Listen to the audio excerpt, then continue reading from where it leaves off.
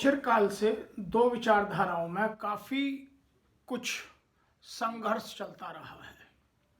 पहली विचारधारा है कि अपेक्षित साधनों की उपलब्धता से मानव की प्रगति संभव है और मानव में संपन्नता, सुरक्षा और संतुष्टि का विकास होता है। दूसरी मान्यता है कि मन स्थिति से ही परिस्थिति का जन्म होता है, इसीलिए अपेक्षित साधनों की जगह आपकी मन स्थिति ज़्यादा सकारात्मक और मजबूत होनी आवश्यक है। यह बात वास्तव में सही है कि मन स्थिति का प्रभाव आपकी परिस्थिति पर पड़ता है।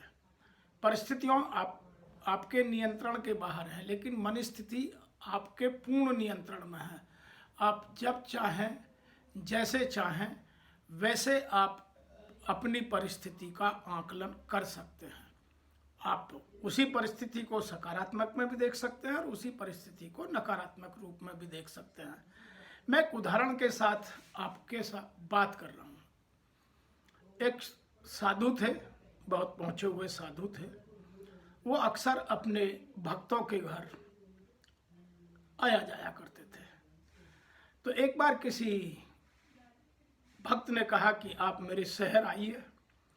उनको अपने शहर बुलवाया तो उनको एक बहुत बड़ा कमरा उसने दे दिया। जो कमरा सामान्य रूप से होते हैं उससे बड़ा कमरा दिया। तो उनके भक्त ने कहा, महाराज आपको इस कमरे में असुविधा तो नहीं होगी? तो उन महाराज ने कहा कि नहीं नहीं, यह तो बहुत अच्छा हुआ कि बहुत लोग मिलने आएंगे, बहुत सारे मित्रों के साथ, बहुत सारे भक्तों के साथ एक साथ बैठकर बात करेंगे। आपने बहुत अच्छा इंतजाम किया है। तो वह बड़ा प्रसन्न हुआ और चला गया। एक साल बाद उसी भक्त ने उन्हीं महाराज को फिर बुलाया। तो वह उसी होटल में बड़े कमरे की व्यवस्था करने गया, क्योंकि उसे लगा कि बड़ा कमरा महाराज को अच्छा लगा। तो उसने कहा कि भाई मुझे वो कमरा दे दो। तो होटल वालों ने कहा कि मेरे पास तो वो कमरा बुक है और लगातार मिलेगा नहीं एक हफ्ते के लिए। तो उन्होंने कहा भाई जो है वो दे दो। तो वो आए तो वो कमरा बहुत छोटा था। तो जब वो महाराज आए तो उनके जो भक्त थे उन्होंने सचाते हुए कहा, महाराज उस कमरे की व्यवस्था मैं नहीं कर पाया, आपसे क्षमा प्रार्थी हूँ। तो उस महाराज ने, उस गुरु जी ने उससे फिर कहा, अरे नहीं, यह तो बहुत अच्छा हुआ। उस बड़े कमरे में लोग दूर दूर बैठते थे, इसमें हम पास पास बैठेंगे, दिल से दिल मिला के बात करेंगे, एक दूसरे को नज़दीक से जानेंगे। तो वह भक्त बहुत खुश हुआ कि यह हर परिस्थिति में सकारात्मकता की बात को करता है। इसी तरह हमें अपने जीवन में हर तरफ सकारात्मकता को ही बढ़ावा देना चाहिए और यह हमारी मनस्थिति पर निर्भर करता है। हमारे जैसा हम सोचेंगे वैसी परिस्थिति स्वयं निर्मित होती चली जाएगी। अतः यह कहा जाता है कि परिस्थितियों का निर्माण आपकी मनस्थिति करती है और आप जैसी मनस्थिति आपकी है वैसा ही परिणाम आपके जीवन में आने लगता है। इसीलिए आवश्यकता है मनस्थिति को मजबूत और सकारात्मक बनाने की।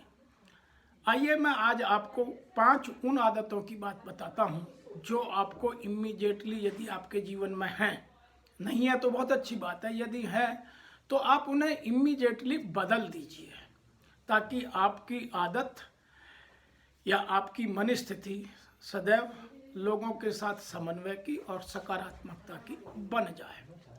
सबसे पहली आदत है कि आप सहानुभूति के भूखे ना रहें।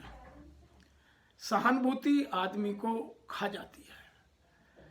सहानुभूति आपको अच्छी जरूर लगती है, लेकिन सहानुभूति आपके विकास को, आपकी सकारात्मकता को, सहानुभूति आपकी आगे बढ़ने की प्रवृत्ति को, सहानुभूति साहस को, सहानुभूति आपकी सक्षमता को खा जाती है। अतः कभी भी आप सहानुभूति के भूखे मत रहिए। मैं यहाँ भी एक उदाहरण दे सकता हूँ कि जिन बच्चों को सहानुभूति की आदत पड़ जाती है वह जीवन भर रोते रहते हैं। आपने कभी नोट किया होगा, बच्चा जब गिर जाता है तो वह चारों तरफ देखता है। यदि उसको माँ या कोई जान पहचान का व्यक्ति नज़र आता है तो बच्चा रोता है, और नहीं तो स्वयं खड़ा हो जाता है। बिल्कुल भी वह ना रोता है, ना उसके मन में कोई इस तरह के विचार पैदा होते हैं। हाँ, यदि उसे अपना दिखाएगा तो उसे लगेगा कि सहानुभूति मिलेगी, इसीलिए वह रोता है। और सहानुभूति की आदत जिनको पड़ गई वह सदैव दूसरों के सामने अपना दुखड़ा रोते हैं। दूसरों के सामने अपना दुख रोने से, कहने से कोई मदद नहीं करता।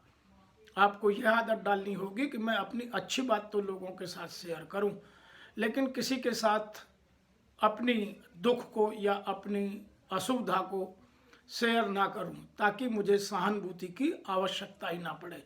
तो सबसे पहले आप अपने जीवन से सहानुभूति को भूल जाइए कि मुझे किसी की सहानुभूति की कोई आवश्यकता नहीं है। दूसरा, यदि आपको मनस्थिति मजबूत करनी है तो दूसरा काम है आप खुली किताब ना बनाएं। आपको जो आए, जैसे आए, पढ़ करके चला जाए। आप कुछ चीज़ें अपने पास तक गुप्त रखिए। जो आपके जीवन की अच्छी बातें हैं उनको बाहर निकालिए, और जो बुरी बातें हैं, जो गलतियां हो गई हैं, या जो आपको लगता है कि यह बात समाज के हित में नहीं है, तो उन चीज़ों को आप अपने तक सीमित रखिए, दूसरों को मत रखिए। कुछ लोग इतनी खुली किताब होते हैं कि दूसरा उन्हें पढ़ लेता है और उनकी भावनाओं का फिर दुरुपयोग कर लेता है। जैसे जब हम कभी दुखी होते हैं या अवसाद में होते हैं या किसी कारण से हम खिन्न होते हैं, तो हम अपने मन की सब बात कह देते हैं और सामने वाला उनका फ़ायदा उठाता है, मदद कोई नहीं करता।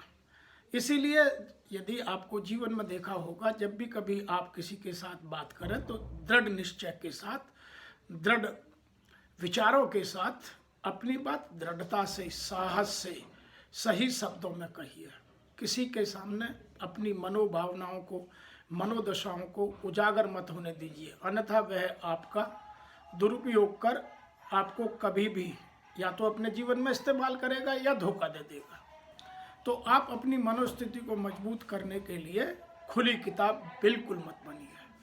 नंबर तीसरा, मैं आपको सजेशन देना चाहता हूँ कि आप अपने बारे में सोचें, दुनिया की बात भूल जाएं। दुनिया तो आपको अपने स्वार्थ के हिसाब से अच्छा या बुरा कहेगी। दुनिया से आपसे काम निकलता है तो आपके हित की बात करेगी, अन्यथा अपने ही हित की बात करेगी। आज यदि आप देखें तो कृष्ण के जीवन का चरितार्थ देखिएगा। भगवान श्री कृष्ण ने अपने जीवन में सदैव मानवता के हित के लिए और अपने लिए सोचा। उन्होंने ना कभी रिश्तों की परवाह की, ना उन्होंने कभी अपने राज्य के लोगों की परवाह की, ना उन्होंने लोगों के विषय में ये सोचा कि ये क्या कहेंगे। उन्होंने अपने रिश्तेदार शिशुपाल का वध भी 100 गाली देने के बाद तुरंत कर दिया, क्योंकि उन्होंने 100 गाली देने की उसको छूट दी थी। तो आप अपने बारे में सोचें कि यदि आपको महान बनना है और मनोस्थिति को मजबूत बनाना है तो अपने बारे में सोचें, दुनिया की बात भूल जाएं। नंबर 4, मैं एक बात आपको और कहना चाहता हूं कि आप लोगों को इम्प्रेस करने की जगह लोगों को अपनी भावना एक्सप्रेस कीजिए कि मैं यह चाहता हूं। आप सबको इम्प्रेस मत कीजिए। जो सबको इम्प्रेस करता है वो किसी को खुश नहीं रख सकता। तो आप सबको खुश रखने की, सबको इम्प्रेस करने की कोशिश मत कीजिए। आप अपने को एक्सप्रेस करना चाहिए, मेरी ये रिक्वायरमेंट है, मैं ये कर सकता हूँ, ये मेरी कैपेबिलिटीज़ हैं, ये मेरी स्ट्रेंथ है। तो आप अपनी उन चीज़ों को करिए। यदि आपने इन चीज़ों को संभाल लिया, आपने अपने आप को इन चीज़ों को ठीक कर लिया, तो आप काफ़ी महान व्यक्ति बन सकते हैं। नंबर नेक्स्ट मैं बात करता हूँ जो सबसे इम्पोर्टेंट है, खुद की बड़ाई सुनने की आदत का तत्काल प्रभाव से अंत कर दीजिए। ये जो आपका अपनी तारीफ सुनने की आदत है ना, इसको तुरंत बंद कर दीजिए, क्योंकि लोग आपकी तारीफ करके आपको इस्तेमाल करना चाहते हैं। तो यदि आप अपनी मनस्थिति को मजबूत करना चाहते हैं तो जो यथार्थ है उसको स्वीकारिए। कोई बुराई करता है तो वह आपको सुधरने का मौका दे रहा है, और जो आपकी तारीफ कर रहा है या झूठी भी तारीफ कर रहा है वह आपसे अपना समस्या का निदान या अपनी समस्याओं का हल निकाल रहा है।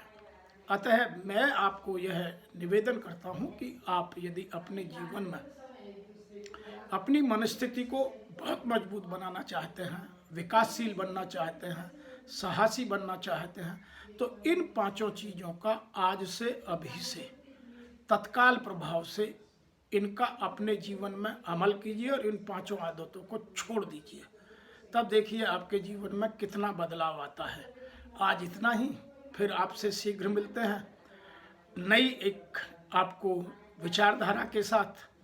मैं और मेरी संस्था, हम दोनों का प्रयास यह है कि हम समाज में फैली कुरीतियों को, समाज में फैली भ्रांतियों को, समाज में फैली हुई शंकाओं को इस तरह से समाधान कर आपको आगे बढ़ने के लिए वो प्रेरक तथ्यों से अवगत कराएं जो आपको स्वयं कर अपने जीवन में सुगमता और आनंद की उपलब्धि करा सकते हैं।